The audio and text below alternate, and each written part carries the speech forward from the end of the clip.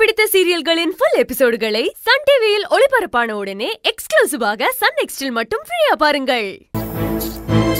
கவலைப்படாத வேலு, செல்வி மேல நீ வச்சிருக்க அன்பை ஒரு நாள் கட்டாயமா செல்வி புரிஞ்சுப்பா. இவ்வளவு நாள் நீ அவளை புரிஞ்சிக்காம இருந்த, இப்ப உன்னை புரிஞ்சிக்காம நடந்துட்டு இருக்கா. ஆனா இப்ப நீ அவளை புரிஞ்சுக்கிட்ட மாதிரி நாளைக்கு அவளும் உன்னை புரிஞ்சுப்பா. ஆண்டவன் புண்ணியத்துல எந்த பிரச்சனையும் இல்லாம சந்தோஷமா வாழ்வீங்க. அந்த நம்பிக்கை எனக்கு இருக்குடா வேலு. அந்த நம்பிக்கையில தான்டா நானும் இருக்கேன். எனக்கு செல்வி எப்பவும் நல்லா இருக்கணும், அதுவே எனக்கு போதும். வேலு கிளம்பலாம் வேலு, அங்க எல்லாம் காணம் தேடுவாங்க, போலாம் வா.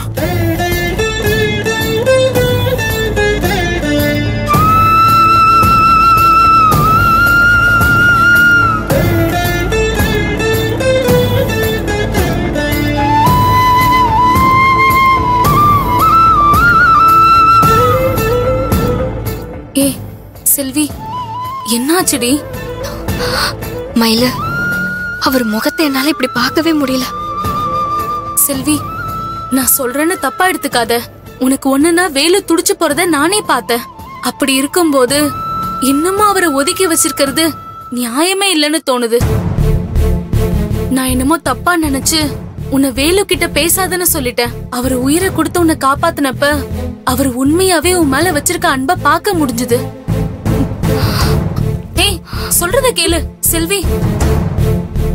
என்ன? ஏய், என்னடி நான் இவ்ளோ தூரம் சொல்றேன், நீ எதுவுமே பேசாம போற? என்னடி பேசணும்னு சொல்ற? எனக்கு தெரியாதா என் புருஷன் எப்படின்னு? அவர் என் உயிரை காப்பாத்த வந்தப்ப நான் அவரோட கண்ணை பார்த்தேன். அதுல காதல் இருந்தது, ஏக்கம் இருந்தது, எல்லாமே உண்மைதான். ஆனா இன்னும் அவர் அன்னைக்கு என்ன கேட்ட அந்த ஒரு வார்த்தை என்ன அன்னைக்கே சாகடிச்சிருச்சு. இன்னைக்கு அவர் என்ன காப்பாத்தினது வெறும் உடம்புதான். என்னால அவரை மன்னிக்கவே முடியாது. என்னைக்கு தான் கட்டின மனைவிய அண்ணன் மன்னிச்சாதான் கூட சேர்ந்து குடும்பம் நடத்துவேன்னு சொன்னாரோ அன்னைக்கே நான் உடைஞ்சிட்டேன். நீ சொல்றதெல்லாம் சரிதான், இருந்தாலும் நான் சொல்றேன்னு தப்பா நினைக்காத. இந்த இடைவெளி உங்க ரெண்டு பேரையுமே இனி சேரவே முடியாத மாதிரி ஆக்கிடக்கூடாது. நான் சொல்றத கேளு. நீ வேலுவ, எனக்கு தெரியும் எப்போ என்ன செய்யணும்னு. இனி இது சம்மதமா எதுவுமே என்கிட்ட பேசாத, அவ்வளவுதான் சொல்லிட்டேன்.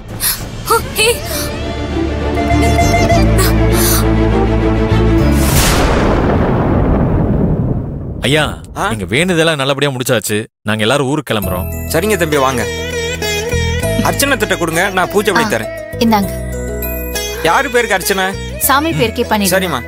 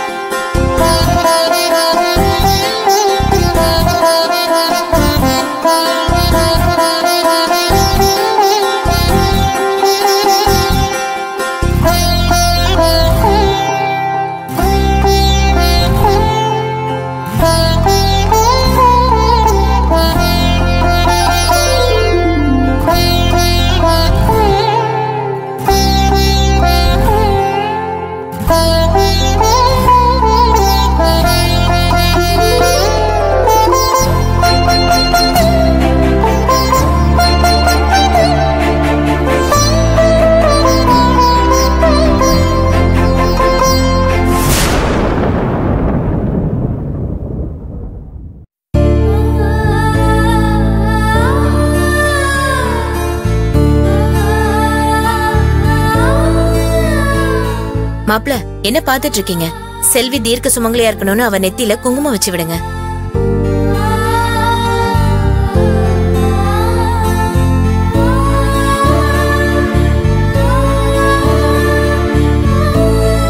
வேலு வச்சு விடுறா.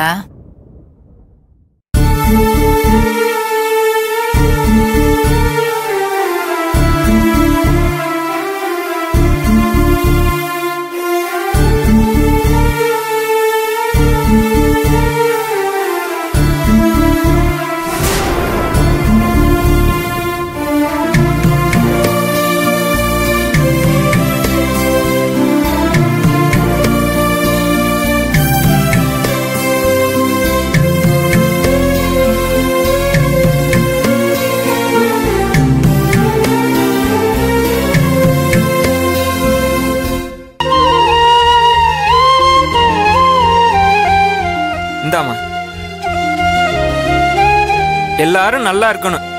அடுத்த வருஷம் 3 தம்பதிகளும் குழந்தையோட வரணும்.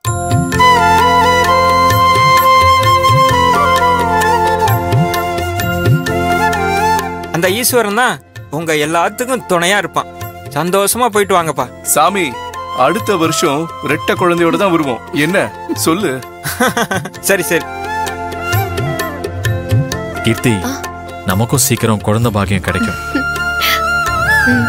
உங்க வாக்கு பலிக்கட்டும்னு தான் நாங்களும் இந்த தெய்வத்துக்கிட்ட வேண்டிட்டு கிளம்புறோம். நிச்சயமா பழிக்குமா. குலதெய்வம் கோயிலுக்கு வந்து இவ்வளவு போராட்டத்துக்கு அப்புறம் எல்லா வேண்டுதலையும் சிறப்பா பண்ணிருக்கீங்க. இதை விட வேற என்னமா வேணும்? இந்த இறைவனோட ஆசீர்வாதம் உங்க குடும்பத்துக்கு எப்பயும் இருக்குமா. நல்லபடியா போயிட்டு வாங்க. நாங்க போயிட்டு வரோம். சரிங்க, போயிட்டு வாங்க. அப்பா, டைம் ஆயிடுச்சு, கிளம்பலாமா? வாங்க ஐயா. ஐயா போயிட்டு வரோம் ஐயா. வாங்கம்மா, வாங்க எல்லாரும் வாங்க.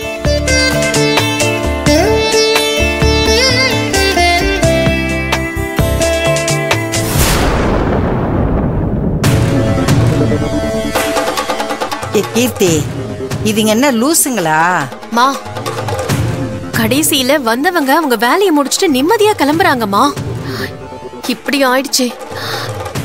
ஏய், நாம ஏதாவது திட்டம் போட்டு அந்த செல்வியை அழிக்கணும்னு நினைச்சாலும் அவ எதுலயும் மாட்ட மாட்டேங்கிறாளே. இப்ப பாரு, அவ குத்துக்கல்லாட்ட போறத பாக்குறப்போ என் வயிறெல்லாம் அப்படியே பத்தி எரியுது.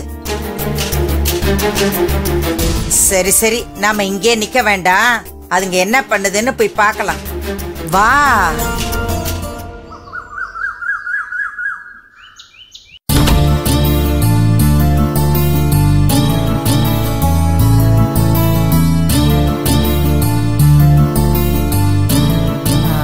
மகா, நம்ம எல்லாரும் நல்லபடியா வீடு வந்து சேர்ந்துட்டோம். வாங்க எல்லாரும் போய் முதல்ல சாமி கும்பிடுவோம். சரிம்மா.